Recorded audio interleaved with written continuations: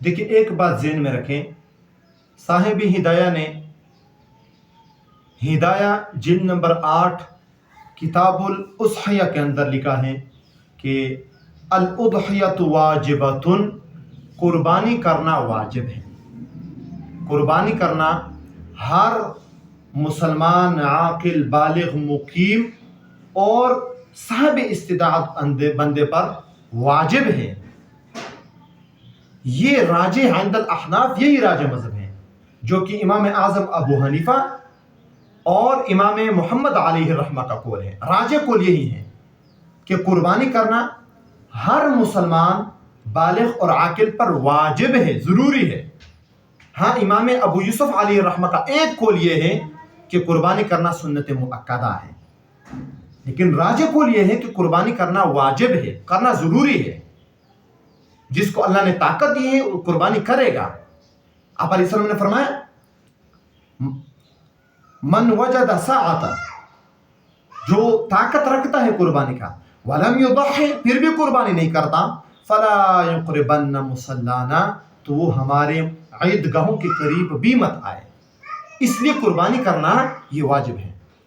باقی ہم جو قربانی کو سنت کہتے ہیں، سنت ابراہیمی کہتے ہیں یا سنت نبینا علیہ الصلوۃ والسلام کہتے ہیں، تو وہ فقط اس لیے کہ یہ حضور کا اور ابراہیم علیہ السلام کا ایک طریقہ ہے۔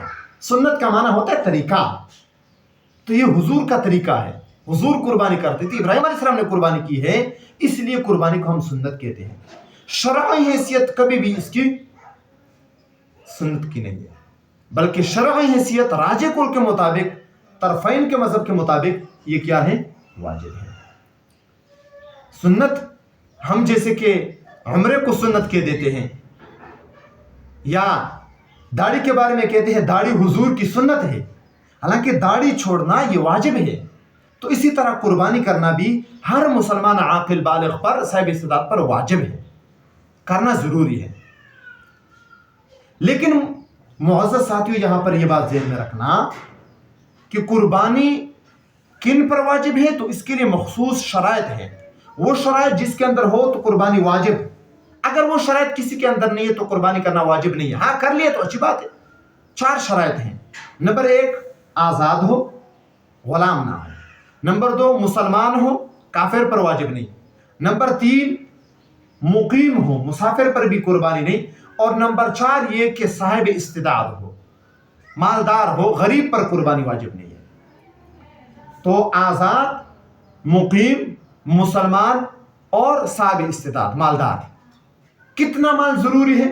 تو صاحب استطاعت اس کو اس شخص کو کہتے ہیں جس کے پاس 7.5 تولے سونا یا 52.5 تولے چاندی موجود ہو، یا اس 52.5 تولے چاندی کے بقدر کسی کے پاس نقدی پیسے ہو، یا مالی تجارت ہو، یا ضرورت سے زائد سامان ہو۔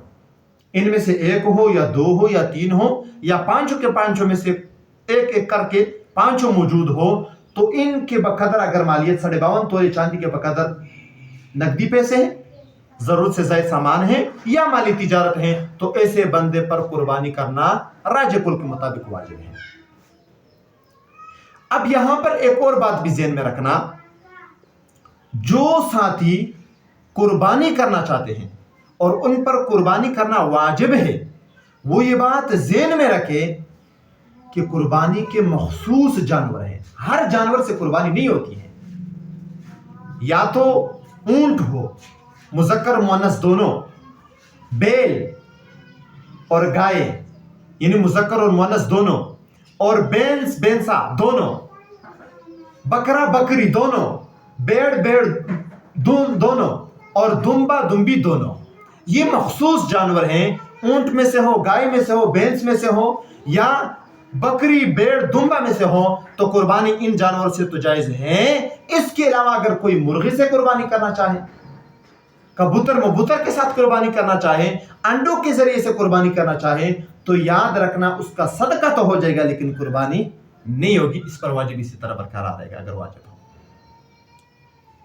اور ایک اور بات بھی یہاں پر ذہن میں رکھنا کہ قربانی کے ان جانوروں کے لیے بھی مخصوص عمر ہے۔ اس عمر کے مطابق ہو یا زیادہ ہو تو ٹھیک، اس سے کم ہو تو قربانی نہیں ہوتی ہے۔ اونٹ کی کم از کم 5 سال، گائے اور بھینس کی کم از کم 2 سال، اور باقی جو چھوٹے جانور ہیں جیسے بکری، بھیڑ، دمبا وغیرہ تو اس میں کم از کم 1 سال ضروری ہے۔ اونٹ کی 5 سال، گائے 2 سال، اور بھیڑ، دمبا، بکری وغیرہ کم از کم 1 سال۔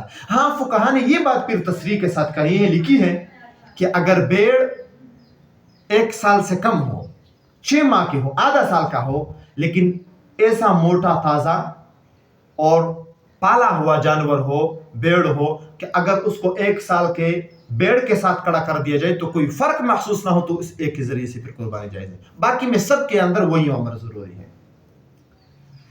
اور ایک اور بات بھی ذہن میں رکھنا یہاں پر